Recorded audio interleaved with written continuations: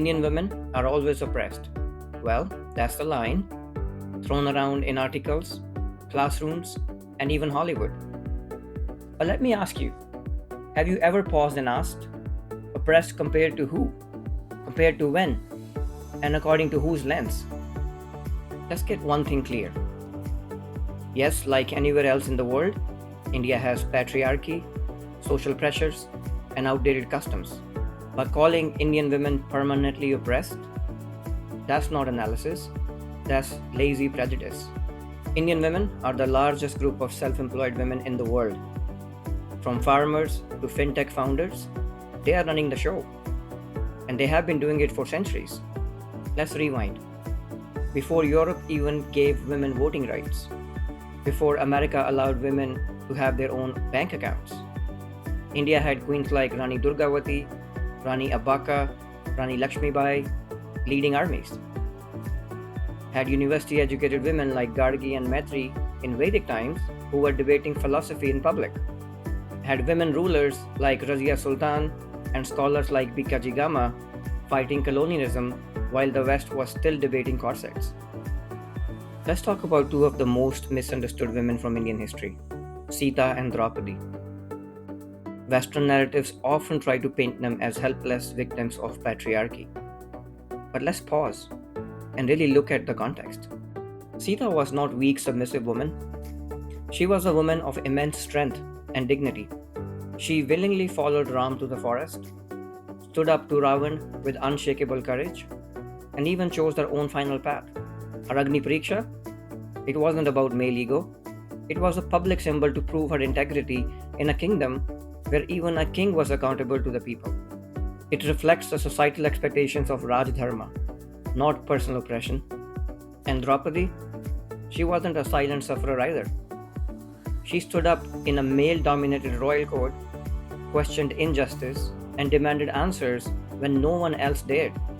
The entire Mahabharata war was triggered by the violation of her dignity, not by the political ambition alone. These women were symbols of resistance, not victims of regressive culture. In fact, in ancient India, women were scholars, poets, warriors, and sages. We had Gargi, Maitri, Lopamudra. These were women who debated in philosophical assemblies and even composed Vedic hymns. So the question is, when did the real oppression begin? The answer? You will be surprised. Foreign invasions. Yes, the influence of foreign cultures. When invaders like the Mughals and other Islamic rulers came, they brought with them practices like Parda system, restrictions on women education, movement, and later British colonizers reinforced Victorian values and labeled Indian traditions as barbaric, completely misrepresenting women's role in Hindu society. Now, let's be clear. Ancient Indian society was complex, but not perfect. However, it did not institutionalize gender oppression like later conquerors did. Women like Sita and Draupadi, they were powerful, not powerless. And oppression? Well, that was imported, not indigenous. So, where did the oppressed Indian woman narrative come from? The answer is colonial Britain. The British needed a reason to justify their occupation. They painted Indian men as barbarians and Indian women as victims. White men saving brown women from brown men? Well, that was the actual colonial playbook. Even today, global media loves this image. The sad Indian girl, the acid attack survivor, the child bride. And yes, those stories exist. But guess what? So do survivors of rape in the West. So do wage gaps. So do abortion bans. So let's talk today. President of India, a woman. CEO of Nykaa Bicon and several other startups in India, woman.